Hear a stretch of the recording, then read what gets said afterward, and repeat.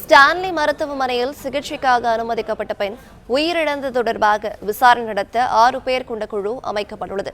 இது தொடர்பான கூடுதல் தகவல்களை தருகிறார் நம்முடைய செய்தியாளர் முனாஃப். முனாஃப், வணக்கம். இது தொடர்பான மேலும் விவரங்கள்.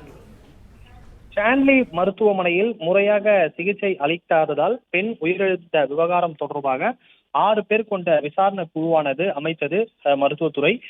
பெண் உயிரிழந்த நேரத்தில் மருத்துவர்கள், செவிலியர்கள், மருத்துவ பணியாளர்கள், லேப் டெக்னீஷியன்கள் பணியில் இருந்தார்களா என தனித்தனியாக விசாரிக்கவும் மருத்துவத்துறை தரப்பில் உத்தரவிடப்பட்டிருக்கிறது.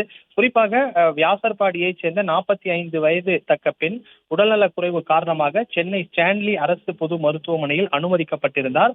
முறையான சிகிச்சை அளிக்காததால் பெண் இறந்துவிட்டதாக உறவினர்கள் குற்றம் சாட்டினர்.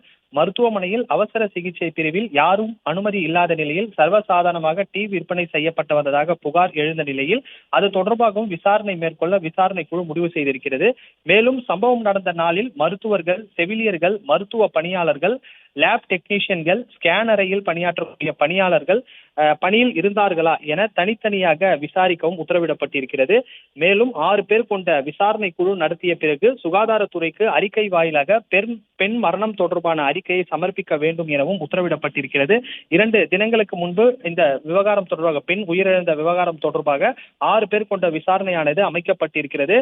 பெண் உயிரிழந்த நேரத்தில் ஸ்டான்லி மருத்துவமனையில் சம்பந்தப்பட்ட மருத்துவர்கள், செவிலியர்கள், மருத்துவ பணியாளர்கள், லேப் டெக்னீஷியன்கள், ஸ்கேன் அறையில் இருந்த பணியாளர்கள் யார் யார் என்பது தொடர்பான விசாரிக்கவும் உத்தரவிடப்பட்டிருக்கிறது. மேலும் இவர்கள் அனைவரும் பணியில் இருந்தார்களா எனவும் தனித்தனியாக விசாரிக்கவும் சுகாதாரத்துறை உத்தரவிட்டிருக்கிறது.